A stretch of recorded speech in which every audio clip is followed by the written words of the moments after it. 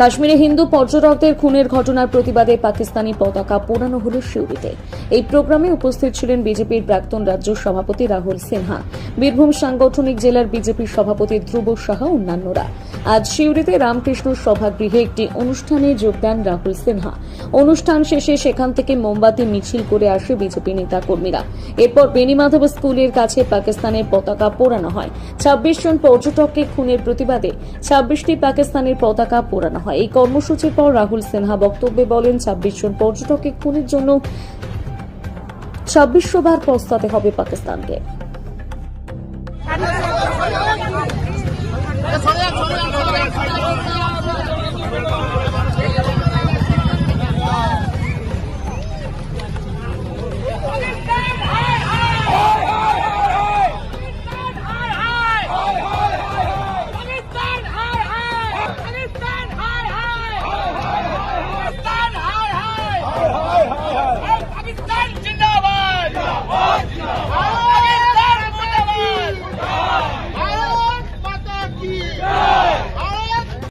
দেখুন, যেভাবে বেছে বেছে হিন্দুদের কাশ্মীরে হত্যা করা হয়েছে, ভারত সরকার তার জন্য কাশ্মীরের এই হত্যাকাণ্ডের জন্য পাকিস্তানের সাথে কূটনৈতিক সম্পর্ক ছিন্ন করেছে।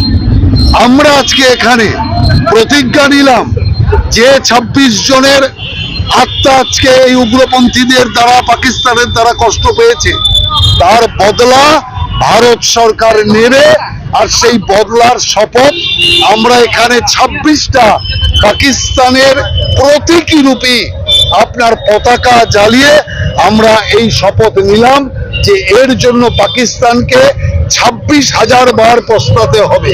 অতএব এই ২৬ জনের রক্ত হবে না তো ব্যর্থ, এটাই আমরা আমাদের মনের মধ্যে রেখেছি এবং এর মধ্যে দিয়ে মানুষের কাছে এই বিশ্বাস এবং আস্থা এবং খবর আমরা পাঠাতে চাই যে এই পাকিস্তানের বিরুদ্ধে, মৌলবাদের বিরুদ্ধে, মুসলিম মৌলবাদকে ঠেকাতে সমস্ত মানুষের এক হওয়া দরকার আছে।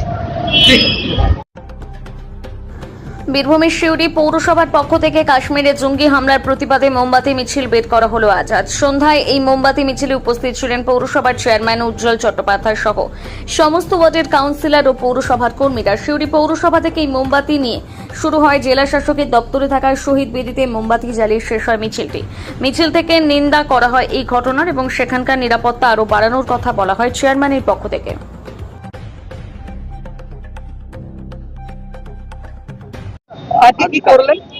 আজকে আমাদের সিউড়ি পৌরসভার তরফ থেকে আমি, আমার অল কাউন্সিলর, আমাদের অফিস যারা আছে, স্টাফ আছে এবং কিছু সুনাগরিক বৃন্দ, আজকে আমাদের গতকাল যে দুঃখজনক ঘটনা ঘটেছে কাশ্মীরে পেহেলগাঁয়ে, তারই যারা মারা গেছে তাদের স্মৃতির উদ্দেশ্যে একটা মৌন মিছিল করলাম।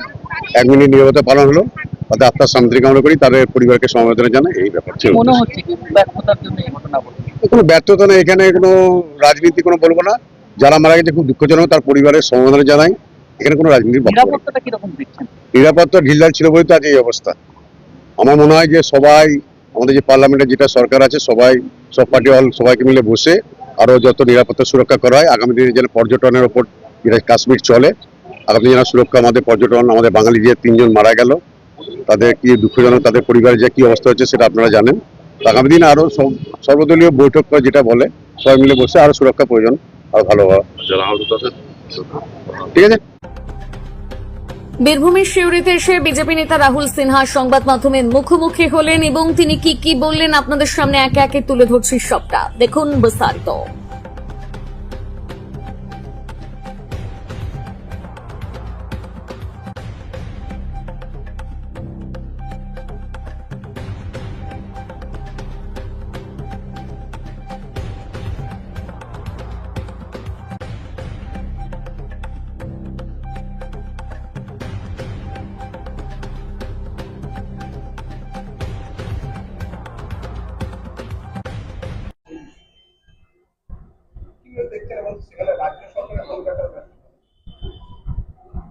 দেখুন, আমি পরিষ্কার একটা কথা বলছি, যতদিন রাষ্ট্রপতি শাসন ছিল কাশ্মীর ভারতের মানুষের মুক্তাঞ্চল ছিল, কোনো উগ্রপন্থীর দেখা পাওয়া যায়।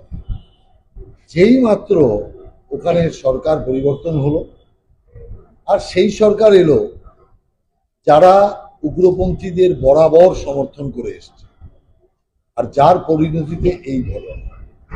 অতএব এটা অত্যন্ত মর্মান্তিক ঘটনা এবং ভারত সরকার এ পর্যন্ত যা যা পদক্ষেপ নিয়েছে অত্যন্ত গুরুত্বপূর্ণ পদক্ষেপ। অতএব আমি মনে করি পাকিস্তানের সাথে সমস্ত কূটনৈতিক সম্পর্ক ছিন্ন করবার যে সিদ্ধান্ত ভারত নিয়েছে, এই মোদিজির সরকারই সম্ভব, অন্য কোনো সরকারের সম্ভব নয়। অতীতে আমরা দেখেছি আমাদের দেশের সেনাবাহিনীর মুন্ডু কেটে নিয়ে ফুটবল খেলছে পাকিস্তান, তারপরেও আমাদের সরকার তাদের বিরিয়ানি খাইয়েছে। কিন্তু আজকে মোদিজি দেখিয়ে দিলেন, এর আগে সার্জিক্যাল স্ট্রাইক করে পরিষ্কারভাবে বুঝিয়ে দিলেন যে উগ্রপন্থাকে কোনোভাবেই সমর্থন করা যাবে না, উগ্রপন্থাকে ভারত সহ্য করবে না। আর এবারের ঘটনায় যেভাবে পাকিস্তানের বিরুদ্ধে ভারত গর্জে উঠেছে এবং পরিষ্কার পদক্ষেপ গ্রহণ করেছে, কূটনৈতিক সম্পর্ক ছিন্ন করেছে, এর থেকে বোঝা যায় যে ভারত এই বিষয়ে কতটা সিরিয়াস এবং কোনোভাবেই ভারতের নাগরিকের অমর্যাদা বা তাদের নিধন ভারত সরকার মেনে নেবে না। আমরা সরকারের এই সিদ্ধান্তকে স্বাগত জানাই এবং আমি আপনাদের এটাও বলছি আরো অনেক কড়া পদক্ষেপ ভারত সরকার নিতে চলেছে, এক আধ দিনের মধ্যেই আপনারা সেটা জানতে পারবেন। তো বেছে বেছে হিন্দু নিধন তো পশ্চিমবাংলা দিয়ে শুরু হয়েছে, বাংলাদেশ দিয়ে শুরু হয়েছে। পশ্চিমবাংলায় মুর্শিদাবাদ জেলাতে আপনি শামসেরগঞ্জ থেকে যেখানে যেখানে হামলা হয়েছে, হিন্দু বাড়িগুলোকে কালো কালি দিয়ে চিহ্নিত করার কাজ হয়েছে। অর্থাৎ এই যে একটা বেছে বেছে মৌলবাদীদের ইসলামিক আক্রমণ, আমি মনে করি এটা একটা নতুন ধারা। এবং সবচেয়ে বড় কথা হচ্ছে এই রাজ্যে এই মুর্শিদাবাদের যে ঘটনা ঘটলো তার জন্য মমতা ব্যানার্জি পুরোপুরি দায়ী। কারণ মমতা ব্যানার্জি একটা দাঙ্গা লাগানোর জন্য চেষ্টা করছিলেন, রেড রোডের পবিত্র ঈদকে তিনি রাজনৈতিক হাতিয়ার হিসাবে ব্যবহার করার চেষ্টা করেছিলেন, দাঙ্গা দাঙ্গা চিৎকার করেছিলেন যাতে রামনবমীতে দাঙ্গা বাঁধে, কিন্তু রামনবমীতে সেটা হয়নি। সেই কারণে হনুমান জয়ন্তীতে উনি সেই একই কাজ শুরু করলেন এবং যেভাবে পাশ হওয়া বিলের বিরোধিতা করে একজন মুখ্যমন্ত্রী রাষ্ট্র ধর্মের বাইরে গিয়ে কাজ করেছেন, মৌলবাদীদের খেপানোর কাজ করেছেন, যার পরিণাম আজ মুর্শিদাবাদে এতগুলো মানুষ নিজ গৃহে থেকে পরবাসী হয়ে গেছে, মালদায় আশ্রয় নিতে হচ্ছে। অতএব এর থেকে পরিষ্কার বোঝা যাচ্ছে যে পশ্চিম বাংলায় এই সরকার যেভাবে উগ্রবাদীদের এবং মৌলবাদীদের সাথ দিচ্ছে, তাতে আগামী দিন পশ্চিম বাংলা বাংলাদেশে রূপান্তর হবে কিনা এটাই সবচেয়ে বড় প্রশ্ন। এবং আপনি লক্ষ্য করেছেন যখনই হাঙ্গামা শুরু হলো, পুলিশ গিয়ে লুকিয়ে পড়ছে আপনার টেবিলের তলায়, পুলিশ গিয়ে লুকিয়ে পড়ছে পেট্রোল পাম্পে। কেন এটা হলো? পুলিশ লুকায়নি, পুলিশ লুকোতো না, কিন্তু পুলিশের উপর আদেশ আছে মৌলবাদীদের কোনো হামলায় লাঠি চার্জ, গুলি চার্জ, টিয়ার গ্যাস চার্জ করা যাবে না। মমতা ব্যানার্জির পরিষ্কার নির্দেশ, যে কারণে পুলিশ চাইলেও কিছু করতে পারবে না। অর্থাৎ পুলিশের যে অপমান, পুলিশের যে মেরুদণ্ডহীনতা, এর সমস্তটা হচ্ছে মমতা ব্যানার্জির মুসলিম তোষামদের একমাত্র কারণ, যে কারণে আজকে মৌলবাদী শক্তি পশ্চিম বাংলায় মাথা চারা দিয়ে উঠছে, যা আগামী দিনের পক্ষে এক ভয়ঙ্কর বিষয়।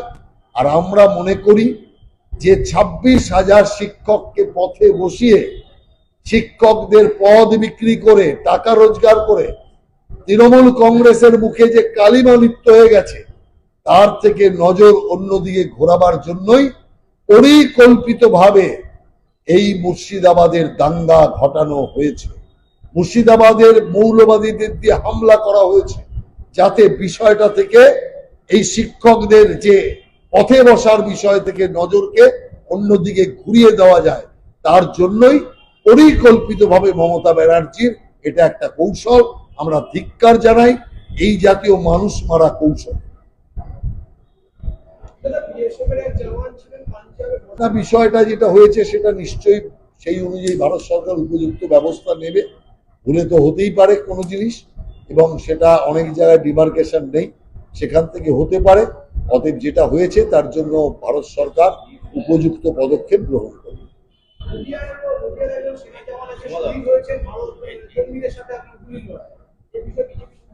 না না, আমরা গর্ববোধ করি যে জওয়ানরা যেভাবে দেশকে রক্ষা করার জন্য, দেশের জনগণকে রক্ষা করার জন্য এখনো যে দৃঢ় প্রতিজ্ঞ হয়ে লড়াই করছে, তো নদিয়ার সেই জওয়ান মানুষকে রক্ষা করার জন্য উগ্রপন্থীদের সাথে লড়াই করে নিজের প্রাণ দিয়েছে। আমরা এই জাতীয় বলিদানী যে জওয়ান, তাকে আমরা নত মস্তকে প্রণাম করি এবং আমরা বিশ্বাস করি যে এই জওয়ানদের হিম্মতের জন্যই ভারত আছে, আর ভারতবর্ষের নাগরিক নিরাপদ আছে। কাশ্মীরে নিহতদের প্রতি সমবেদনা জানাবার পাশাপাশি সরকারকে জঙ্গি দমনে সচেষ্ট ভূমিকা অবলম্বন করতে অনুরোধ জানান ভারতীয় জাতীয় ফুটবল সদস্য ও মোহনবাগান দলের দলনেতা শুভাশিস বোস। শিলিগুড়ি ফুটবল একাডেমি পরিচালিত আন্তর্জাতিক কোচিং ক্যাম্প ফুটবল প্রতিযোগিতায় হঠাৎ করে মাঠে হাজির হন জাতীয় ফুটবল দলের সদস্য শুভাশিস বোস। তাকে ফুল ও স্মারক দিয়ে সম্মান জানানোর পাশাপাশি খেলোয়াড়দের সঙ্গে মিলিত হতে দেখা যায়। কাঞ্চনজঙ্ঘা স্টেডিয়ামে দলনায়ককে অভিনন্দন জানাতে হাজির ক্লাব ফ্যানেরা। সবশেষে সাংবাদিকদের মুখোমুখি হয়ে সংবাদ মাধ্যমকে জানান, আগামী প্রজন্মের ফুটবলার তৈরি করতে এমন প্রতিযোগিতা খুবই দরকার। একই সঙ্গে মোহনবাগান ক্লাবের রিজার্ভ বেঞ্চে বসে থাকা খেলোয়াড়দের সুযোগ করে দেওয়ার কথাও তিনি তুলে ধরেন। সন্ত্রাসবাদীরা আক্রমণে টুরিস্টদের মৃত্যু, সেখানে বাংলারও 3 জন ছিল। খুবই ভয়াবহ ঘটনা। আর আমাদের দেশে আমরা চাইবো যে সকল নাগরিক সেফ থাকুক এবং গভর্নমেন্ট এটা সেফ রাখার জন্য আরও বেশি প্রিকশন নেবে। আর যাদের ফ্যামিলির লোকেরা মানে ফেস করছে তারাই বুঝতে পারছেন যে কতটা দুঃখজনক। তারা তাদের ফ্যামিলির ক্লোজ ওয়ানকে হারিয়েছেন, তো খুবই দুঃখজনক ঘটনা। তো আমি চাইবো যে তাদের ফ্যামিলির পাশে সবাই দাঁড়াক এবং আগে গিয়ে যাতে আমাদের দেশে সবাই সেফলি থাকতে পারে বিনা ভয়ে। তো সেটাই চাইবো আমি, যে বিনা ভয়ে থাকতে পারে, তার জন্য গভর্নমেন্ট পুরো মানে প্রিকশন নেবে, এটাই আমার আস্থা আছে গভর্নমেন্টের। ক্যাপ্টেন ছাড়া মোহনবাগান সুপার কাপ খেলতে যাচ্ছে, সেখানে পুরো জুনিয়র টিম, সেই টিমের উদ্দেশ্যে কিছু এই সুপার কাপ না, ক্যাপ্টেন ছাড়ার জন্য না। যখন আমি সারা বছর অনেক ম্যাচ খেলেছি, তো আমি আমার পজিশানে যে প্লেয়ারগুলো ছিল তাদেরও ম্যাচের দরকার আছে। পুরো টিমেতেই আমাদের টিম 25 জনের টিম, তার সাথে রিজার্ভ টিমেরও প্লেয়ার আছে। তারা যদি ম্যাচ না পায় তো ডেভেলপ করবে না, তো সেই ডেভেলপমেন্টের জন্য তাদের ম্যাচের দরকার। তো ম্যানেজমেন্ট এবং আমাদের বেস্ট ডিসিশন এটাই ছিল যে আমরা নেক্সট জেনারেশনকেও চান্স দেওয়া হোক এবং তারা যাতে গেম টাইম পায়, তারা যাতে তৈরি হয়। আর পুরো টিমের ওপর আমার বিলিভ আছে যে তারা ভালো খেলবে এবং বেস্ট রেজাল্ট করবে। তো আর তার থেকে আরও অনেক প্লেয়ার উঠে আসবে যারা হচ্ছে গিয়ে আগে গিয়ে আরও নেক্সট ইয়ার আমাদের টিমকে আরও স্ট্রং হতে সাহায্য করবে। 10 জন তো আবার খেলা আছে ইন্ডিয়া হংকং, সেটার প্রস্তুতি কবে থেকে শুরু হচ্ছে, কবে? আমি জানি না, আমাদের ক্যাম্প জবে কোচ ডাকবেন তবেই আমরা যাব। শিলিগুড়ি নিয়ে একটা কথা বলছিলেন যে শিলিগুড়ি ফুটবলের ডেভেলপ হোক, সেটা কীভাবে, মানে এখানে একসময় ডার্বি হতো, এখন সেটাও হচ্ছে না, সেটা কীভাবে চান? শিলিগুড়িতে আমার প্রথম লাইফের ফার্স্ট ডার্বি আমি শিলিগুড়িতে খেলেছি। তো 2017-এ এই মাঠেতেই খেলে গেছি, আমার জীবনের প্রথম ডার্বি। তো অলওয়েজ স্পেশাল থাকবে শিলিগুড়ি আমার জন্য, ছিল এবং থাকবে। আর আমি বললাম যে আমার সেকেন্ড হোম শিলিগুড়ি। আর ফুটবল মানে এখানে আরও মানে ডেভেলপ করতে হবে ফুটবলের জন্য, কারণ অনেক ট্যালেন্ট আছে। তো ইউথ প্রোগ্রামে অনেক কাজ করতে হবে আরও, যাতে মানে নর্থ বেঙ্গলের গ্রামে গ্রামে কোচিং ক্যাম্প থাকা দরকার। সেই কোচিং ক্যাম্প থেকে এইখানে মানে শিলিগুড়ির এই মাঠ রয়েছে, এত সুন্দর ফেসিলিটি রয়েছে, এটাকে ইউজ করে একটা মানে মেন কোচিং সেন্টার এখানে থাকা দরকার। ওই গ্রামেতে যারা বেটার ফুটবল খেলবে তাদের ওখান থেকে এনে এখানে রেখে তৈরি করা এবং তাদেরকে পরে গিয়ে বলুন কলকাতার বড় ক্লাবেতে পাঠানো, আরও পুরো ইন্ডিয়ার অনেক ক্লাবেতে গিয়ে তারা খেলতে পারবে। তো এর জন্য ডেভেলপমেন্ট একটা প্ল্যান করা উচিত এবং তার পেছনে নর্থ বেঙ্গলে যত মানে গ্রামে গ্রামে ছোট ছোট কোচিং ক্যাম্প করে প্লেয়ার তুলে আনতে হবে তাহলে, কারণ ট্যালেন্টেড প্লেয়ার অনেক আছে নর্থ বেঙ্গলে এবং আমি চাই যে কেউ রেসপন্সিবিলিটি নিয়ে এখানে এই জিনিসটা করুক। এই বিষয়ে মানে একসময় সুনীল ছেত্রী, বাইচুং ভুটিয়া, তারপর নির্মল ছেত্রী প্রচুর প্লেয়ার পাহাড় থেকে গেছে, কিন্তু এখন আপনার এবার আগরতলা জিআরপি থানার পুলিশের জালে 5 কুখ্যাত মানব পাচারকারী। ভারত বাংলাদেশ সীমান্ত মানব পাচারকারীদের বিরুদ্ধে রুখে দাঁড়ালো আগরতলা জিআরপি থানার পুলিশ। বাংলাদেশি পারাপারে যুক্ত মানব পাচারকারীদের বিরুদ্ধে আগরতলা জিআরপি থানার পুলিশ, রামনগর ফাঁড়ি থানার পুলিশ এবং বিএসএফ জওয়ানরা বড়সড় অভিযান চালিয়ে 5 কুখ্যাত মানব পাচারকারীকে আটক করতে সক্ষম হয়। ধৃত মানব পাচারকারীরা দীর্ঘদিন ধরে আগরতলা শহর থেকে কিছুটা দূরে লঙ্কামুড়া ভারত বাংলাদেশ আন্তর্জাতিক সীমান্ত দিয়ে বাংলাদেশি এবং রোহিঙ্গাদের পারাপার করে আসছিল। ধৃত কুখ্যাত 5 জন মানব পাচারকারীকে লঙ্কামুড়া, শর্মালুঙ্গা এবং শানমুড়া এলাকা থেকে গ্রেপ্তার করা হয়েছে। ধৃত কুখ্যাত মানব পাচারকারীরা দীর্ঘদিন ধরে এলাকা থেকে পলাতক ছিল। এই মানব পাচারে ধৃতদের সাথে আর কে কে জড়িত রয়েছে তাদেরকে আদালতে পেশ করে 3 দিনের পুলিশ রিমান্ড এনে জোরালোভাবে জিজ্ঞাসা চালানো হচ্ছে বলে বুধবার সংবাদ माध्यम के जानिয়েছেন আগরতলা জিআরপি থানার ইন্সপেক্টর তাপস দাস। ये जॉइंट ऑपरेशन किया है আগরতলা जीआरपी, बीएसएफ और 42 बिलियन बीएसएफ और जो लोकल बीएस है रामनगर आउटपोस्ट, हम सब भी मिलके मतलब अरेस्ट किया है। एक्चुअली वो लोग जो बांग्लादेशी इलीगली वे जो बॉर्डर क्रॉस होके रेल स्टेशन को यूज़ करके बाहर जाने की कोशिश करते थे, उन लोगों को वो लोग हेल्प करते थे और शेल्टर भी देते थे। तो इसी सिलसिले में हम लोगों ने 5 जो इंडियन टाउट है उन लोगों को मतलब अरेस्ट किया है, जिसमें एक का नाम है सुमन दास, एलाइस विकास और एक है राहुल दास जो शानमुरा का रहने वाला है और जो लोकनाथ आश्रम के पास ही है, जो वेस्ट अगरतला पीएस जुरिडिक्शन में पड़ता है। और 3 जो है विश्वजीत दास, अनिमेश सरकार जो शर्मालुंगा दासपाड़ा में पड़ता है, और एक है जो जोयल सरकार वो लंकामुरा भूमि कॉलोनी से बिलोंग करता है। तो सभी लोग वेस्ट अगरतला पुलिस पीएस के जुरिडिक्शन में पड़ते हैं। तो हम लोग उन लोगों को लानेट कोर्ट में पेश किया और पुलिस रिमांड भी मांगा है लानेट कोर्ट में, और पुलिस रिमांड भी ग्रहण किया है। और हम लोग उन लोगों का इंटरोगेशन भी चल रहा है, तो कुछ नाम भी उसमें बरामद हुआ है। तो हम लोग ये भी वेरीफाई कर रहे हैं, हमारा जो बीएसएफ का जो आईबी है और हमारा जो सिस्टर एजेंसी है, सबको मतलब इन लोगों का नाम हमने शेयर किया है और वेरीफाई चल रहा है। और जो भी इसमें शामिल होगा हम लोग जरूर उनके खिलाफ लॉफुल एक्शन लेंगे। जब वो लोग गिरफ्तार हुआ उन लोगों के पास से कुछ मिला क्या? हाँ, उन लोगों के पास से स्मार्टफोन बरामद हुआ है और कुछ डॉक्यूमेंट भी बरामद हुआ है।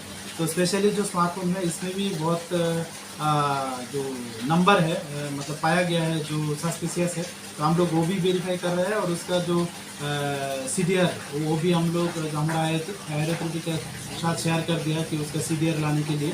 तो हम लोग देखते हैं इसमें और कौन कौन जुड़ा है और इसके हिसाब से हम लोग उनके खिलाफ लॉफुल एक्शन लेंगे। পাকিস্তানি জাতীয় পতাকা জ্বালিয়ে জঙ্গি দমনের আওয়াজ উঠল গারুলিয়া থেকে। কাশ্মীরের পেহেলগাঁওতে জঙ্গি হামলার ঘণ্টার তোলপাড় গোটা দেশ। ধর্ম জেনে 27 জন নিরীহ মানুষের প্রাণ কেড়েছে জঙ্গিরা। দেশের মানুষ একটাই স্লোগান তুলেছে, জঙ্গিদের মদতদাতা পাকিস্তানকে বদলা নিতে হবে। আজ নোয়াপাড়া বিধানসভার গারুলিয়া পৌরসভার সামনে মোমবাতি জ্বালিয়ে 27 জন শহীদকে শ্রদ্ধা জানালেন ব্যারাকপুর বিজেপি নেতৃত্ব। বিজেপির সাধারণ সম্পাদক কুন্দন সিং, ব্যারাকপুর সাংগঠনিক জেলার প্রাক্তন জেলা সভাপতি সন্দীপ ব্যানার্জি, তারা প্রত্যেকেই জানালেন বদলা নিতে হবে। হিন্দু ধর্মে হলেই হবে এটা হতে পারে না। শুধু তাই নয়, বিক্ষোভ কর্মসূচি থেকে পাকিস্তানের জাতীয় পতাকা জ্বালিয়ে প্রতিবাদ জানান সাধারণ মানুষ।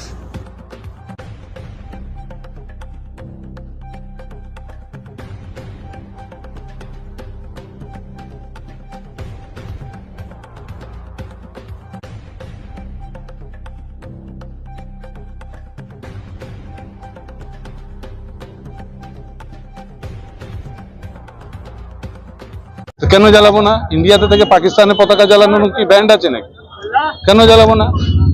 মহরমে আপনি দেখবেন কি ফ্যালেস্তাইনে ঝান্ডা নিয়ে ঘুরছে, আর আমরা ইন্ডিয়াতে যেই পাকিস্তানের পতাকা আমরা জ্বালিয়েছি, যেখানকার যাদের শেল্টারে যেই টেররিস্টরা আমাদের দেশে ঢুকে এবং আমাদের দেশে হিন্দু নাগরিকদেরকে ধর্মে আধারে গুলি মেরেছে, তাহলে আমি সেই দেশে পতাকা পোড়াবো না? এটা তো আমি আজকে এখান থেকে পোড়ালাম, সব জায়গায় পূর্বে সারা ভারতবর্ষে গারুলিয়া প্রত্যেক পাড়া পাড়াতে রোডতে পাকিস্তানের পতাকা পোড়ানো স্টার্ট হবে। এটা কিন্তু আমরা ইন্ডিয়াতে থাকছি, আমরা কিন্তু পাকিস্তানে থাকছি না। আজকে যে কার্যক্রমটা আপনারা দেখলেন, কুন্দন সিং ছিলেন সন্দীপ ব্যানার্জি, আমরা সবাই এখানে আর্য সমাজের বিজয়দাও আছেন। ব্যাপারটা হচ্ছে আমাদের চোখের সামনে দেখে নিন, আমাদের চারপাশে, আমার ঠিক বাঁ পাশে এখানে রমজানের এত বড় ব্যানার টানানো। এতদিন রামনবমী গেল, দেখুন তো এখানে শুধু আমরা যারা সনাতনে বিশ্বাস করি তারা যারা কটা বিধর্মী মানুষ, তারা এই রমজানের আমাদের রামনবমীর পতাকা টানিয়ে বা রামনবমীর ব্যানার টানিয়ে আমাদেরকে শুভেচ্ছা বার্তা দিয়েছে, দেয়নি তো? আমরা সনাতনীরা কি মার খেতে জন্মাইনি তো? অন্তরে সনাতন শান্তিতে বিশ্বাস করি। আজকের দিনে যে পাকিস্তানি পতাকা জ্বালানো হয়েছে, এটা আমাদের এটা রাগ যে পাকিস্তানকে জ্বালাতে পারছি না, তাই পতাকা জ্বালিয়ে আমরা সেই রাগটাকে বহিঃপ্রকাশ করলাম। রমজান মাস দিয়ে সবাই ইফতার পার্টি করতে যায়, রামনবমী করলে পারমিশনের অভাব হয়। এটা ভারতবর্ষ ভাই, আমরা এই চেতাবনী দিতে চাই যে এরপরে হিন্দুরা শুরু করবে। এতদিন তো মার খেয়েছে, 46-এ মার খাওয়ার পর গণহত্যা যখন হচ্ছিল, গোপাল পাঠা তরোয়াল নিয়ে গিয়ে শুরু করেছিল, তারপরে বাপ করে 5% কমে গেছিল জনসংখ্যায়। আজকের দিনে দাঁড়িয়ে দেখতে পাচ্ছেন এখানে তো 100 লোক আছে, কিন্তু 1000 লোক না লাভার মতন ফুটছে সময়ের অপেক্ষায়। সত্যি বলছি, সময়ের অপেক্ষায় হিন্দু ফুটবে। এবং যারা ভাবছে যে আমরা 30% একত্রিত হয়ে অনেক কিছু জীবনে করে নেবো, তাদের জন্য ওয়ার্নিং, সাবধান হয়ে যান। এবার রাস্তায় নামবো, 30টা কিন্তু 10%-এ নেমে আসবে। পাকিস্তানের প্রতীকী পতাকা জ্বালিয়ে বিক্ষোভ দেখালো বিজেপি। উল্লেখ্য, গতকাল কাশ্মীরের পেহেলগাঁওতে জঙ্গি হামলার প্রতিবাদে বুধবার সন্ধ্যায় ইসলামপুরে পথে নামল বিজেপি। এদিন দলীয় কার্যালয় থেকে শহর জুড়ে মৌন মোমবাতি মৌন মিছিল করা হয়। টার্মিনাস চত্বরে জঙ্গিদের গুলিতে নিহত পর্যটকদের আত্মার শান্তি কামনায় নীরবতা পালন ও মোমবাতি প্রজ্বলন করা হয়। তার পাশাপাশি পথসভা করা হয় বাস টার্মিনাস চত্বরে। এরপর পাকিস্তানের প্রতীকী পতাকা জ্বালিয়ে বিক্ষোভ দেখান বিজেপি নেতাকর্মীরা। আপনারা জানেন যে আমরা প্রত্যেকটা ভারতবাসী যারা রাষ্ট্রভক্ত, প্রত্যেকে আজকে বাকরুদ্ধ আছে। যেভাবে গতকাল নৃশংসভাবে নিরীহ মানুষদেরকে যেভাবে ধর্মের নাম করে যাদেরকে শুধুমাত্র হিন্দু হওয়ার অপরাধে যেভাবে গুলি করে খুন করা হয়েছে, যেভাবে হত্যার লীলা করা হয়েছে, সেটা দেখে আমরা সকলেই, গোটা দেশ আজকে বাকরুদ্ধ। শুধু দেশ না, গোটা পৃথিবী আজকে বাকরুদ্ধ হয়ে গেছে। যেভাবে গতকাল সন্ত্রাসবাদীরা, জঙ্গিরা, মুসলিম জঙ্গিবাদীরা যেভাবে হত্যা করেছে গুলি করে, তার প্রতিবাদে আজকে আমরা একটা, আপনারা দেখলেন, মৌন মিছিল করলাম। এবং মৌন মিছিলের সাথে সাথে আমরা আজকে আমাদের বিক্ষোভ সভা হবে। আমরা পাকিস্তানের পতাকাকে জ্বালিয়ে তার প্রতিবাদ জানালাম। এবং আমাদের পথসভা হবে, বিক্ষোভ পথসভা হবে। এবং আমরা এই আন্দোলন আমাদের চলতে থাকবে যতক্ষণ অবধি এই সন্ত্রাসবাদের মক্কম জবাব ভারত যতক্ষণ অবধি না দেবে।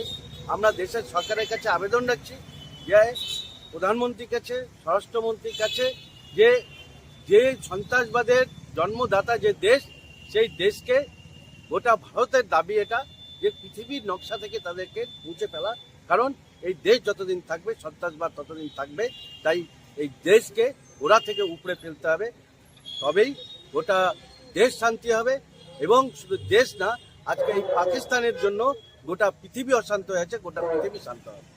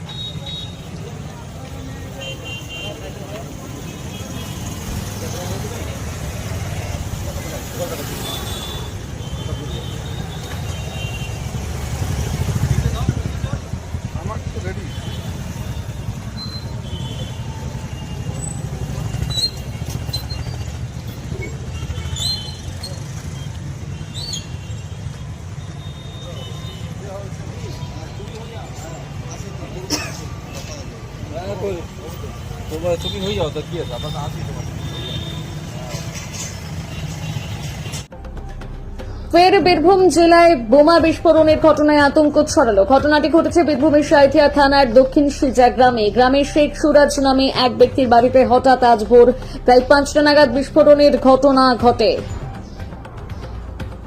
বোমা বিস্ফোরণের আওয়াজে ছুটে আসে এলাকার মানুষের আতঙ্ক ছড়ায় গোটা গ্রাম জুড়ে। বিস্ফোরণের তীব্রতা এতটাই ছিল যে একটি কংক্রিটের দেওয়াল কার্যত ভেঙে পড়ে। ঘটনার খবর পেয়ে ঘটনাস্থলে পৌঁছে সাঁইথিয়া থানার পুলিশ ইতিমধ্যে ঘটনা তদন্ত শুরু করা হয়েছে। যাদের বাড়িতে বিস্ফোরণ ঘটেছে তাদের তরফ থেকে দাবি করা হচ্ছে তারা সকালে ভোরবেলা ঘুমোচ্ছেন, হঠাৎ করে বিস্ফোরণের আওয়াজ পান।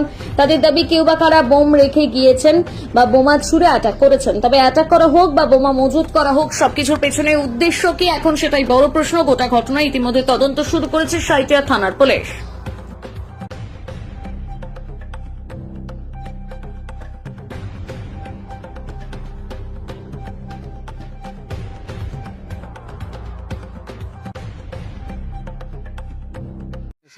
এখানে 5টার সময় আওয়াজ আসলো, আওয়াজ আসার পর দেখছি তো একটু ধোয়া ধোয়া, তারপরে বেরিয়ে এসে দেখছি তো ওরা চিল্লাবিল্লি করছিল, তারপরে এই যে ঘটনা।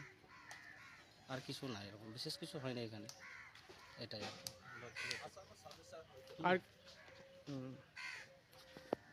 আর কি বলবো, এইটা এসে দেখলাম এই যে সকালবেলায় পাড়া প্রতিবেশী লোক আমরা এখানে তো অনেক পাড়া প্রতিবেশী সবাই এসে দেখছি চিল্লামিল্লি করছে, তারপরে ধোঁয়া ধোঁয়ায় তারপরে এইসব মেলা লোক জড়ো হয়ে এইসব জিনিসগুলোকে ঠিকঠাক না করলো। কি চাইছেন এখন? এখন কি চাইবে, এখন পুলিশে যেটা তদন্ত করে গেছে ওনারা, যেটা সহি সেটা হবে, তদন্তের মাধ্যমে যেটা হবে সেটাই ঠিক। আপনার নাম? আমার নাম শেখ জাফর। দাদা কি হয়েছে? আমি এখানে সকালবেলায় ঘুমিয়ে আছি, 5টার সময় ঘুমিয়েছিলাম, দিয়ে হঠাৎ করে দেখছি বেধড়ক একটা আওয়াজটা পেলানি, ছুটে এসে দেখছি যে হ্যাঁ কিছু একটা বোমা বিস্ফোরণ এখানে হয়েছে। হ্যাঁ, বাইরে থেকে কেউ অ্যাটাক করেছে মনে হয় যতদূর সম্ভব। হ্যাঁ, এটাই শুনলাম। তারপরে এসে দেখছি, তারপরে কার বাড়িতে হয়েছে দাদা এটা? এটা শেখ ফিরোজ। উনি কি রাজনৈতিক দলের কোনো? না, কোনো রাজনীতির দল ফল করে না, চাষবাস করে এসব। তাহলে কি বলছেন, ওর বাড়িতে কেউ আক্রমণ করার জন্য এটা করেছিল মনে হচ্ছে? হ্যাঁ, এটাকে আক্রমণ করার জন্য করেছিল হয়তো, সেটা কি করে কে করেছে সেটা তার বলতে পারছি না। এই বিস্ফোরণে কতটা ক্ষতি হয়েছে ওনার? ক্ষতি হওয়ার ওই পাঁচিরটা পড়ে গেছে। কি নাম আপনার? আমার নাম শেখ জাহাঙ্গীর। এটা কোন গ্রাম? দক্ষিণ সিজা।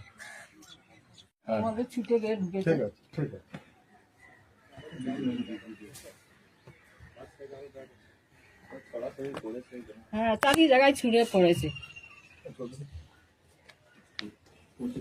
দিদি কতগুলো ফেটেছিল মনে হচ্ছে? বলতে পারছি না কতগুলো ফেটেছিল, আমরা তো দেখিনি, বাইরে থেকে হয়েছে। এবার দেয়ালটাও ভেঙে গেছে, সেই সময় এমন হয়েছে গোটা ঘর ছড়িয়ে আছে। যদি আপনার ফেটে থাকে, ভেঙে থাকে, বাইরের থেকে হয়ে থাকে, তাহলে আপনি এত তাড়াতাড়ি এগুলো সাফ করে দিয়েছেন কেন? না, এটা আমাদের দেয়ালটা গেট করার জন্য রেখেছিল। এত তাড়াতাড়ি পরিষ্কার, এটা সকালের কাজ করা আছে, ঠিক আছে? আর্গুমেন্ট আমরা যেরকম তদন্ত প্রশ্ন করছি আপনি সেটাকে উত্তর দেন। আপনার বাড়ি থেকে আছে পুরুষ এই তো ওরা কাজে বেরিয়েছে, আমার এই ডায়েরিটা নিয়ে এসো।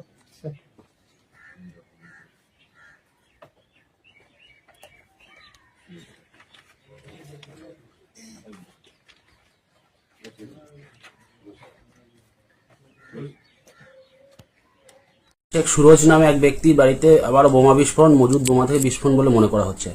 দেখুন, ছোট সিজা, বড় সিজা, অনেক সিজা, সব প্রত্যেক দিনের ঘটনা। বীরভূম তো বোমা বারুদ বন্দুকের উপরে দাঁড়িয়ে আছে। রাজ্যের মুখ্যমন্ত্রী মমতা ব্যানার্জি বলেছিলেন যে বোম বারুদ বন্দুক বাজেয়াপ্ত করতে হবে। আমরা দেখেছিলাম ছুটাছুটি, লাফালাফি বীরভূম পুলিশের। আমরা দেখেছিলাম বিভিন্ন রকম সরকারি সমস্ত যন্ত্রপাতি সেগুলো কাজ করতে শুরু করা, কিন্তু যখন কাজ করছে তখনই বন্ধ সামনে আসছে। আর প্রতিদিন যে বারুদের স্তূপের উপরে আমরা নিশ্চিন্তে ঘুমাতে পারছি না, কখন ফেটে উঠবে, বিস্ফোরণ ঘটবে। কিন্তু জম্মু কাশ্মীরের থেকে আরো ভয়ঙ্কর জায়গা পশ্চিমবাংলার বীরভূম জেলা। তো স্বাভাবিকভাবে আমরা এটা নিয়ে উদ্বিগ্ন। সরকারের উচিত এই সমস্ত জায়গাগুলো চিহ্নিত করে একদম প্রতিদিন নিয়ম মাফিক এগুলোকে রেকি করা, না হলে আমাদের বীরভূমের মানুষের আগামী দিনের সকাল অনেক ভয়ঙ্কর হবে। গ্রামবাসীদের একাংশ বলছে যে ভোর রাতে নাকি দুষ্কৃতীরা হামলা করেছে। সব দুষ্কৃতী নয়, তৃণমূলের মস্তান মাফিয়া। এটা কেউ দুষ্কৃতী নয়, তৃণমূলের বাচ্চা ছেলে। স্বাভাবিকভাবে এগুলোকে হামলা বললে হবে না, বাচ্চা ছেলেদের ছোট অপরাধ গ্রামবাসীরা মাফ করতে শিখবে। ওয়াকফ আইনের প্রতিবাদ ঘিরে মুর্শিদাবাদে তুঙ্গে অশান্তি। বিরোধীরা এতদিন অভিযোগ করছিলেন অশান্তির পর মুখ্যমন্ত্রী মমতা বন্দ্যোপাধ্যায় কেন মুর্শিদাবাদে যাননি। হিংসায় বলি হতে হয়েছে ধুলিয়ানের জাফরাবাদের বাসিন্দা বাবা ছেলেকে। বহু মানুষের ঘরবাড়ি ধূলিসাৎ হয়েছে। এবার মুর্শিদাবাদ যাওয়ার সিদ্ধান্ত নিলেন মুখ্যমন্ত্রী। মঙ্গলবার পশ্চিম মেদিনীপুরের মেদিনীপুর কলেজ মাঠে এক প্রশাসনিক সভা মঞ্চ থেকে তিনি ঘোষণা করেন মে মাসের প্রথম সপ্তাহে তিনি মুর্শিদাবাদ সফরে যাবেন। মঞ্চ থেকে স্পষ্ট বার্তা দিলেন মুখ্যমন্ত্রী, সঠিক সময়ে যাব। দুঃখজনক অশান্তির পেছনে যারা রয়েছেন তাদের মুখোশ খুলে দেব। মুখ্যমন্ত্রী এদিন বলেন, একটা দাঙ্গা হয়েছে, দুঃখজনক, আমরা কেউ দাঙ্গা চাই না। দুটো ওয়ার্ডে হয়েছে, করেছে বহিরাগতরা, কিছু স্থানীয় লোককে সঙ্গে নিয়ে দাঙ্গা করিয়েছে। কিভাবে করেছে সেই চক্রান্ত ফাঁস আমরা করব। যারা মারা গেছে তাদের পরিবারকে 10 লক্ষ টাকা করে দেব। তাদের বাচ্চাদের পড়াশোনার দায়িত্ব সরকার নেবে। বাড়ি ভেঙে গেছে, বাংলার বাড়ি দেব। দোকান সার্ভে করেছি, মে মাসে যাব, করে দিয়ে আসবো। নিশ্চিন্তে থাকতে পারেন। মুখ্যমন্ত্রীর কথায় ধুলিয়ানের দুটো জায়গায় অশান্তি হয়েছে, এর নেপথ্যে গভীর চক্রান্ত রয়েছে। বহিরাগতরা কিছু স্থানীয় লোকজন ব্যবহার করে গোলমাল বাঁধিয়েছে। আমরা সেই ষড়যন্ত্র সামনে আনবো। পাশাপাশি এদিন তিনি আর কি বললেন আপনাদের সামনে তুলে ধরছি।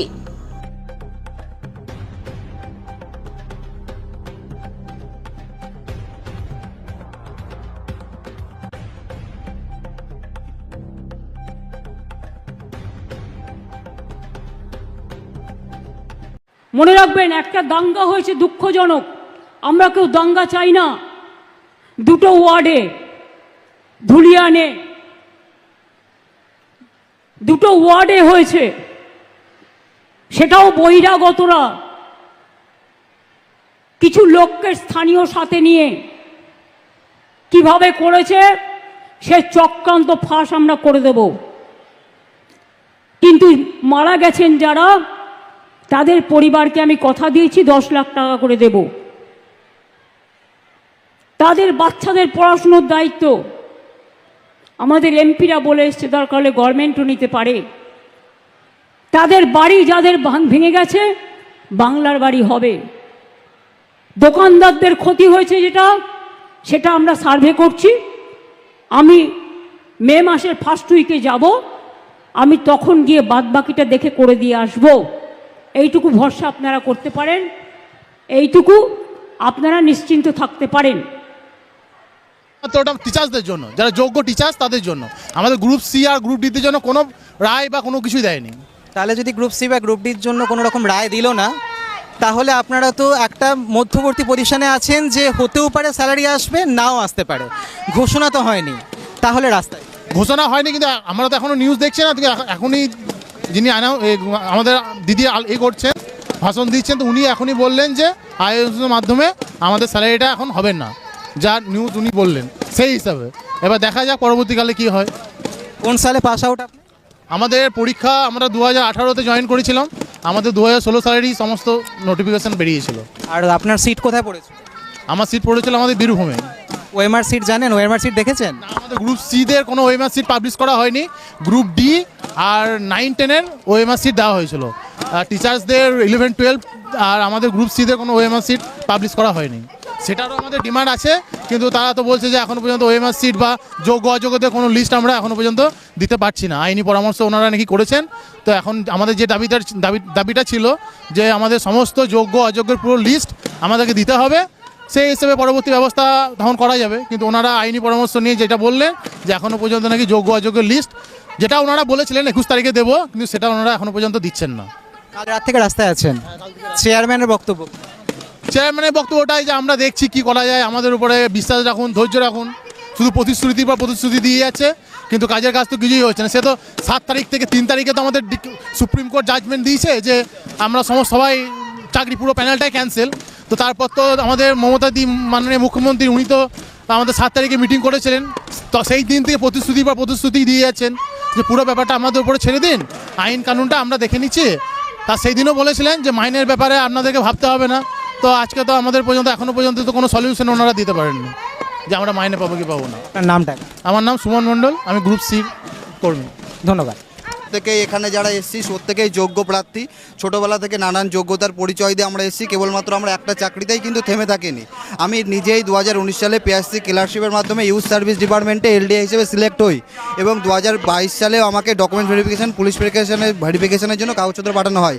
আমি যেহেতু আমার চাকরিতে বহাল ছিলাম, আমি দেখলাম যে আমি আমার বাড়ির কাছে স্কুলে চাকরি করছি, আমার জায়গায় যদি অন্য কেউ চাকরি পাই সেই কথা ভেবে আমি চাকরিতে যাইনি। কিন্তু আজকে 7 বছর পরে শিক্ষা দপ্তরের থেকে জানানো হচ্ছে যে শিক্ষক এবং শিক্ষাকর্মীরা অনেকেই অযোগ্য, তাদের তালিকা আমরা দিতে পারবো না। কিন্তু বিশেষ করে বঞ্চনা করা হচ্ছে শিক্ষাকর্মীদের নিয়ে। এটা ঠিক আছে, কিন্তু আমার প্রশ্নটা যেটা, যারা আজকে আছেন অবস্থানেতে, এখানে কোনো ফিল্ম স্টার্স তো নেই, এখানে আছে শিক্ষক এবং শিক্ষাকর্মী যারা, তারা নর্মালি যে পড়াশোনার যে ধাপ প্রতিভাতগুলো হয়, যেগুলো পেরিয়ে আমাদের সবাইকে আসতে হয়, সেই সাধারণ জিনিসগুলোতে তারা অবগত নন, কিন্তু তার অবস্থানে আছে, শিক্ষার অবস্থানে আছেন। সেই বিষয় নিয়ে কি বক্তব্য? তাহলে তারা নিজেদেরকে যোগ্য বলছেন, এক্ষেত্রে হয়তো সেটা তলিয়ে দেখতে হবে যে আদৌ তারা সেই যোগ্যতার পরিচয় দিয়ে এসছে কিনা বা যোগ্যদের তালিকায় তাদের নাম আসছে কিনা। এমন হতে পারে তারা অযোগ্য কিন্তু এখানে বসে আসছেন। আপনি যদি জিজ্ঞাসা করেন স্যার আপনি কত সালে পাস আউট হয়েছেন বা আপনার কি বিষয় ছিল, সেগুলো যদি তারা সাধারণ প্রশ্নের উত্তর দিতে না পারে তাহলে সেগুলো যোগ্য বলে বিবেচিত হওয়ার জায়গায় তারা থাকছে না। একদম তাই। তাহলে যদি দেখা যায়, আমরা যদি এখন বিভাজনে যাই, তাহলে বিভাজনের দিক থেকে দেখতে গেলে অনেক ব্যক্তি তো এখানেই আইডেন্টিফাই হয়ে যাচ্ছে যে তারা যোগ্য কিনা যোগ্য নন, তাহলে তারা রাস্তায় কেন? একাডেমিক্যালি সার্টিফিকেট প্রত্যেকেরই থাকতে পারে, যে একাডেমিক কোয়ালিফিকেশনের মধ্যে দিয়ে আমাদের একটা জায়গায় আসতে হয়, কিন্তু একটা সরকারি চাকরি পেতে গেলে আমাদের ফর্ম ফিল আপ থেকে শুরু করে বিভিন্ন ধাপে পরীক্ষা পাস করে আসতে হয়। এবার সেক্ষেত্রে তো সরকার সেই ধাপগুলো পরীক্ষায় পাস করিয়েই আমাদেরকে নিয়েছে। এত অযোগ্যের মধ্যে থেকেও আজ আমরা যোগ্যতার পরিচয় দিয়েও কোনো দুর্নীতি না করে আজকে চাকরিতে এসেছি। তো সেক্ষেত্রে কেউ কীভাবে এসছে, দেখুন ক্যান্ডিডেটের তো জানার কথা নয়, সে পরীক্ষায় বসছে, তার অ্যাডমিট নিয়ে সে যাবে, সে যোগ্যতার পরিচয় দিয়ে তার লিস্টে তার নামটা, তার মানে এটা প্রমাণিত হলো আজকের হিসাব অনুযায়ী, আজকে যে চালচিত্র আমরা দেখছি, এই চালচিত্র অনুযায়ী যে যারা এখানে আছেন সবাই যোগ্য নন। সেক্ষেত্রে আমি সেটা বলতে পারি না যোগ্য নন কি যোগ্য নন, তারা যদি পরীক্ষা না ওনার প্রশ্ন অনুযায়ী, আপনার প্রশ্ন অনুযায়ী সে যদি তার বলতে না পারে যে সে কোনটা কি পাস করে এসছে, সেটা তার ফল্ট। কিন্তু তাই বলে একটা ক্যান্ডিডেট বা যারা বলতে পারছে না তার জন্য যে সবাই অযোগ্য বলে বিবেচিত হতে পারে, এটা কখনোই নয়। এবার প্রত্যেকেই তো পরীক্ষা দিয়ে যারা পাস করে এসছেন, তো প্রত্যেকের তো বুকে বল আছে যে আমি যোগ্য, আমি পরীক্ষা দিয়ে এসেছি, আমার পথে বসার অধিকার। তার মানে আমি আজকের অবস্থানেতে যোগ্য এবং অযোগ্য দুতরফই আছেন, সেটা বলা যেতেই পারে। কিন্তু আমরা একটা যোগ্য প্রার্থী হিসেবে আমি কাউকে বলতে পারি না তুমি অযোগ্য। সেটা বিচার বিবেচনা করার ক্ষমতা একমাত্র যে স্কুল সার্ভিস কমিশন পরীক্ষা নিয়েছে, তাদের কাছে ওএমআর আছে এবং সিবিআইও সেটা পরীক্ষা করে যাচাই করে নিয়েছে, তারাই বলতে পারবেন। এবং সেই দাবিটা নিয়েই আমাদের লড়াই হচ্ছে যে আজকে আমরা যোগ্য, প্রত্যেকে আমরা পরীক্ষার ধাপ পেরিয়ে এসেছি, আমাদের সমস্ত তথ্য তাদের কাছে আছে, তাহলে তারা যোগ্য অযোগ্য বিচার করে কেন কোর্টে দিচ্ছেন না? আজকে আমরা পথে বসে রয়েছি, আজকে বলে দেওয়া হলো কাদের যোগ্য স্যালারি হবে, কিন্তু গ্রুপ সি গ্রুপ ডিনের নিয়ে কোনো কথাই হচ্ছে না। আমরাও তো মানুষ, আমরা প্রত্যেকের বাড়িতে আজকে আমার 7 জন মেম্বার, প্রত্যেকে আমার এই সামান্য স্যালারির ওপরে, সামান্য স্যালারি বলার নয়, এটা আমার কাছে অনেকটাই। এটা নিয়ে আজকে আমার পরিবারটা চলে। আমার পরিবারে আমার ছোট 3 বছর একটা ছেলে আছে, আমার বাড়িতে 4 জনের ওষুধ চলে, ইনক্লুডিং আমাকে নিয়েও। কিন্তু আজকে এই যে পথে বসে রয়েছে, আমার মাইনে ভোট যদি শেষ হয়ে যায়, আমার ছেলেটার দুধের কেনার টাকাটা থাকবে না, আমি কার কাছে গিয়ে হাত পাতবো? আমি তো যোগ্য, আমি তো বলছি না কেউ আমাকে আমার বাড়িতে চাল কিনে দিয়েছেও, আমাকে দুধটা দিয়ে যাও। আমি তো আমার যোগ্যতার পরিচয় দিয়ে চাকরি পেয়েছি, আমি সরকারকে সার্ভিস দেব, মানুষকে সার্ভিস দেব, আমাকে তার বিনিময়ে টাকা দেবে। তার নাম? বাড়িতে না, আমার নাম রাজীব তরফদার, আমি বনগা থেকে এসেছি। মানে রাজীব কর্মকার নিজে যোগ্য প্রার্থী, তাই তিনি রাস্তায় আছেন, উনি সঠিকভাবে আইনের কাছে বিচার চাইছেন নিজের জন্য। 100 বার আমি অবশ্যই বিচার চাইছি আমাদের প্রত্যেকটা যোগ্য গ্রুপ সি গ্রুপ ডি প্রার্থীদের জন্য। কেবলমাত্র আমরা যদি এখানে আপনি প্রত্যেকের কাছে যে যান তাহলে দেখবেন যে কেউ একটা চাকরিতে থেমে নেই, প্রত্যেকেই কোনো না কোনো একের বেশি চাকরি পেয়েছে, সরকারি চাকরি। প্রত্যেকের কাছে অনেকের কাছেই ডকুমেন্টস পাবেন, কিন্তু আমরা দেখা গেল সেই মুহূর্তে অন্যের কথা বিচার করে বা সামগ্রিক পরিস্থিতির কথা বিচার করে আমরা হয়তো সেই চাকরিতে যাইনি। তাহলে আজকে আমাদের দুটো করে চাকরি হার, আজকে কোথায় যাব আমরা? আমাদেরকে যদি এটা তো এর চাইতে বলুক তোমরা গলায় দড়ি দিয়ে মরে যাও, কারণ আমার উপরে তোমার পরিবারটা বেঁচে আছে, তারা কোথায় যাবে? তারা কি লোকের কাছে গিয়ে বলবে আমাকে চাল দাও, আমার ছেলের দুধ দাও? আমি তো কারোর কাছে চাইছি না, আমি বলছি আমি যোগ্য, আমার সমস্ত তথ্য আপনাদের কাছে আছে, সমস্ত বিচার বিবেচনা করে মহামান্য আদালতের কাছে আপনারা দিন, এবং আমার প্রত্যেক দিন আমার যে সম্মানটা ক্ষয় হলো স্কুলে, আমি যেন মাথা উঁচু করে যেতে পারি এবং আমি আমার সার্ভিস দেওয়ার মাধ্যমে আমি টাকাটা পেতে পারি, যাতে আমার সংসারটা চালাতে পারি।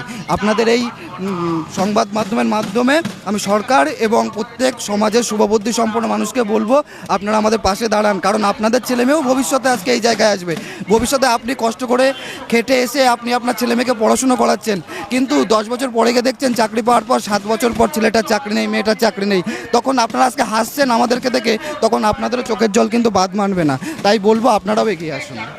অসংখ্য ধন্যবাদ। আপনি এই ভিতরে আছেন, তারা কখন থেকে আছে? কালকের থেকে আছেন। ওদের অবস্থান মোটামুটি ধরেন 30 ঘন্টা হয়ে গেছে, ওরা অনশনে ওখানে বসেছেন, ঠিক আছে।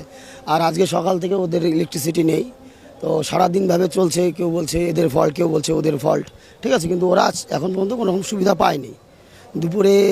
দুপুরে না, ঠিক বিকেলে এসে ডাক্তার দেখে গেছে, ওদের শারীরিক অবস্থা খুবই খারাপ। যে 8 জন ওখানে আছে, এই 8 জন কি মহিলা পুরুষ নির্বিশেষে সবাই? হ্যাঁ, নির্বিশেষে সবাই। সবাই কি শিক্ষক না শিক্ষাকর্মীও আছে? শিক্ষাকর্মী, এটা মূল্য, এটা আন্দোলন শিক্ষাকর্মী। আর এটা এসএসসি ভবন নয়, এটা হলো নিবেদিতা ভবন, ঠিক আছে। আর যারা ওই এসএসসিতে যারা করছে আর কি, আন্দোলন করছে, ওরা টিচিং। আর আমরা যারা এখানে আন্দোলন করছি, এরা আমরা non teaching staff, group C এবং ডি।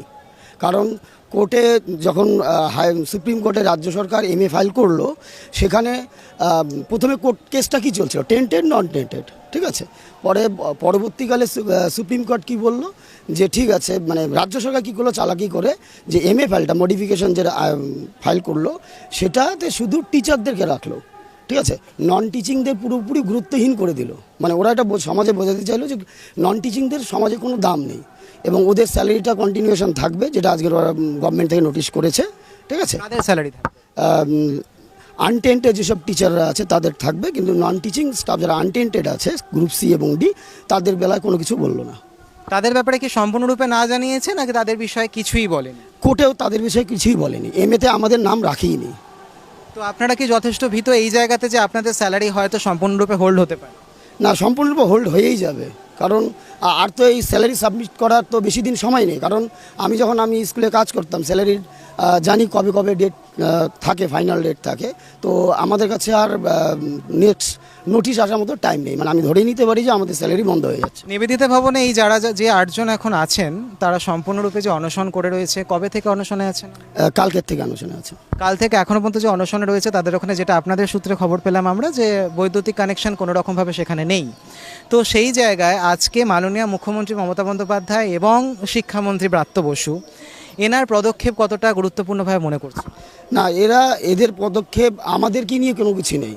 কারণ যবে থেকে MA ফাইল হয়েছে, মানে যবে থেকে গ্রুপ সি এবং ডিকে সাইড করে দেওয়া হয়েছে, তবে থেকে আপনার ভালো করে খেয়াল করবেন যে এই গ্রুপ সি এবং গ্রুপ ডি কর্মীদের জন্য না মমতা ব্যানার্জি না ব্রাত্য বসু কোনো একটা শব্দ খরচ করছেন।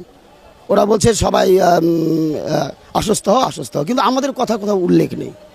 কিন্তু এক্ষেত্রে আমরা আরেকটু জানবো আপনার কাছ থেকে, যে মহিলারা আজকে রাজ্যে মহিলাদেরকে মমতা বন্দ্যোপাধ্যায় 1000-1200 টাকা দিয়ে নানান রকমভাবে উনি কিনছেন, যেখানে যত দুর্নীতি হচ্ছে উনি আঁচলের খুঁটে 10 লক্ষ টাকা করে নিয়ে ঘুরে বেড়ান, যেখানে দুর্নীতি হয় ওখানে উনি ওটা নিয়ে যান, কোথাও থেকে ফেরত আসে, কোথাও কেউ নিয়ে নেন। আজকের মা বোনেরা যে 1200 টাকা 1000 টাকার বিনিময়ে 2025-এ যে ভোটটা 2024-এ যে ভোটটা হলো, সেই ভোটেতেও তো মাননীয়া এই তিলোত্তমা কেসের মধ্যেও জিতলেন। আপনাদের ঘরের স্ত্রী মহিলা কতটা বিকৃত 1000-1200-তে? দেখুন, ওই 1000-1200-তে ম্যাক্সিমাম মহিলা বিকৃত হয়েছে, কিন্তু অ্যাকচুয়ালি যে এই আমাদের যোগ্য, এই ব্যাপারে কেউ কিছু ভাবেনি সেভাবে। তাহলে এর পরের চরিত্র যা হবে, মাননীয় মুখ্যমন্ত্রী মমতা বন্দ্যোপাধ্যায় এবং ব্রাত্য বসু তো কোনো রকমই মুখ খুলছেন না, কোনো কিছুই দেখাচ্ছে না, সদর্থ ভূমিকা পালন করছেন না। 8 জন মানুষের প্রাণ চলে যেতে বসেছে সেই জায়গায়। তো এই জায়গা নিয়ে আপনি কি মনে করছেন যে এই অনশন, এই পরিস্থিতি কতদিন চলতে পারে? যতদিন না আমাদের যোগ্য লিস্ট দিচ্ছে ততদিন এই অনশন চলবে। কিন্তু যারা ভিতরে আছে তারা যদি প্রাণে মারা যান? অবশ্যই এরা যদি আজ 7টা অবধি ডেট দেওয়া হয়েছে, এই 7টার পর যদি না দেয়, আমাদের বৃহত্তর আন্দোলনে আমরা যাব, এবং বৃহত্তর আন্দোলনে যে আমরাও অনশনে বসতে পারি। মানে আপনাদের বৃহত্তর আন্দোলনের রূপ এটাই হবে যে আপনারা হয়তো যতজন এখানে আছেন বেশি সংখ্যক ব্যক্তি সম্পূর্ণরূপে অনশন করবেন? অবশ্যই। আর এই অনশনটা যে চলছে, এই অনশনের প্রতিকৃতি আরও কতটা গম্ভীর হতে পারে, যেটা মাননীয়াকে ভয় পাওয়াতে পারে বলে মনে হচ্ছে? এটা গোটা পশ্চিমবাংলা জুড়ে এই আন্দোলনটা শুরু হয়ে যাবে, এবং তার গদিও উল্টাতে পারে। আমরা এক্ষুনি যেটা দেখলাম যে এই মুহূর্তে যে চরিত্র সেই অনুযায়ী যা শুনলাম, শিক্ষা আছে রাস্তায়, স্বাস্থ্য ছিল রাস্তায়, স্বাস্থ্য এবং শিক্ষা দুই রাস্তায় এবং জেলেও বটে। এর মধ্যে মাননীয় মুখ্যমন্ত্রী মমতা বন্দ্যোপাধ্যায় আঁচলের টুকরোয় করে 10 লক্ষ টাকা নিয়ে ঘুরে বেড়াচ্ছেন বারংবার। যেখানে দুর্নীতি ওখানে 10 লাখ, যেখানে ধর্ষণ সেখানে 10 লাখ, যেখানে খুন জোচ্চুরি সেখানেই 10 লাখ। কেউ কেউ রিজেক্ট করেন, কেউ কেউ রিজেক্ট করেন না। আবার 1000 থেকে 1200, 1200 থেকে আরও বেশি এরকম করে নানান রকমভাবে টাকা দিয়ে রাজ্যকে কিনে নেওয়ার চেষ্টা। সঙ্গে 8 জন যে ব্যক্তি সম্পূর্ণরূপে কাল থেকে অনশন রয়েছেন এই নিবেদিতা ভবনে, 8 জন ব্যক্তি, তাদের রুমের মধ্যে এখনও পর্যন্ত বৈদ্যুতিক কানেকশানের ছিটে ফোটার পর্যন্ত নেই, 1 ফোঁটা জল পর্যন্ত তারা পাচ্ছে না। বায়ো টয়লেট কাল থেকে এখনও পর্যন্ত পৌঁছে দেওয়া হয়নি। আজকে কিছুক্ষণ আগে বায়ো টয়লেট এসেছিল, বায়ো টয়লেট আসার পর সেই টয়লেটকে সম্পূর্ণরূপে সরিয়ে দেওয়া হয়েছে। এবং এটাও জানা গেছে স্থানীয় সূত্রে খবর, যারা এখানে যে পাবলিক টয়লেট ছিল সেই পাবলিক টয়লেট এতটা পরিমাণে নোংরা করে রাখা হয়েছিল বা বন্ধ করে দেওয়া হয়েছিল কাল থেকে, যে মহিলারা রাস্তায় আছেন বিক্ষোভ করছেন তারা সম্পূর্ণরূপে অস্বস্ಥ পরিবেশের মধ্যে রয়েছেন। মাননীয় মুখ্যমন্ত্রী মমতা বন্দ্যোপাধ্যায় রাজ্যকে কি রূপ বদলাবেন সংশয় আছে রাজ্যতে। নমস্কার। ব্যবস্থা করার চিন্তা ভাবনা করুন। ফ্যান ছিল না, লাইন ছিল, ফ্যান পেয়েছি, ফ্যান লাইট পেয়েছে, 8 জন ভেতরে আছে, লাইট ছাড়া ফ্যান ছাড়া কি থাকতে পারে গরমে? আপনি ইলেকট্রিশিয়ান নিয়ে আসুন, আমরা ঢোকার ব্যবস্থা করছি। আপনি ইলেকট্রিশিয়ান নিয়ে আসুন, আমরা ঢোকার ব্যবস্থা করছি। আরে ইলেকট্রিশিয়ান না না, এটা আমরা বুঝতে পারছি, কিন্তু আপনারা একটা জিনিস বলুন, আপনারা একটা জিনিস বলুন, আমাদের কর্মচারীদের উপর যে অত্যাচার করা হচ্ছে এবং আমরা যেটা দেখতে পাচ্ছি আমাদের একে একে করে শিক্ষাকর্মীরা অসুস্থ হয়ে পড়ছে। এই মুহূর্তে পুলিশকে জানালেন? পুলিশ আমাদেরকে সহযোগিতা করছে। প্রশাসনকে আমরা এ নিয়ে কিছু বলবো না।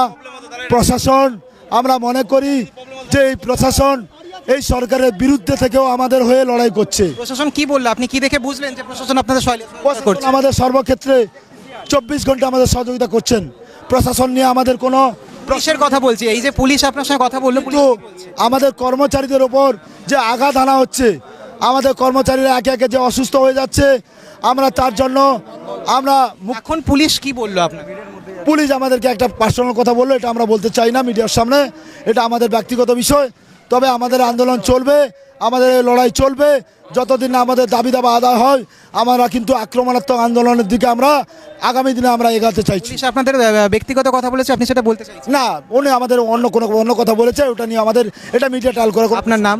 আমার নাম ঋষিরাজ মুনিয়া। আমরা যা দেখলাম, উনি জানালেন যে পুলিশ তাকে কিছু ব্যক্তিগত কথা বলেছে, উনি সেটা জানাতে চাইছেন না। বারংবার একই কথা উনি বলেছেন যে পুলিশ এক ধরনের ব্যক্তিগত কথা ওনাদের জানিয়েছেন, যে ব্যক্তিগত কথা উনি মিডিয়ার সামনে আনতে চাইছেন না। প্রশ্ন হচ্ছে এই জায়গায়, পুলিশ এমন কি ব্যক্তিগত কথা বললেন আড়ালে গিয়ে যে কথা উনি মিডিয়ার সামনে আনতে চাইছেন না? কিন্তু সঙ্গে এটাও তিনি জানালেন যে আন্দোলন নাকি আরও জোরদার হবে, আরও নাকি আন্দোলন বাড়বে, আন্দোলনের প্রতিকৃতি রূপ নাকি আরও পরিবর্তন হবে, আরও ভয়ঙ্কর হতে পারে। কিন্তু এই জায়গায়ও একটা উল্টো প্রশ্ন উঠছে, রাজ্য জানতে চায় যে হঠাৎ করে দেখা গেল যে অবস্থান চলছিল, এই অবস্থানের মধ্যে থেকে একদল মানুষ ঠিক নিবেদিতা ভবন যেখানটাতে যে 8 জন ব্যক্তি যে রুমের মধ্যে বন্ধ আছেন সেই রাস্তার সামনে দাঁড়িয়ে 3-4 জন পুলিশের সঙ্গে একটু কথা বললেন, যে কথা তিনি বারবার যখন প্রশ্ন করা হয় শিক্ষাকর্মীদের মধ্যে থেকে, তাদের কাছ থেকে উঠে আসে আমরা এমন কথা বলেছি বা ওনারা আমাদের সঙ্গে এমন কথা বলেছেন যে কথা আমরা জানাতে চাই না। প্রশ্ন থাকবে, চোখ থাকছে জায়গার ওপরে। নমস্কার।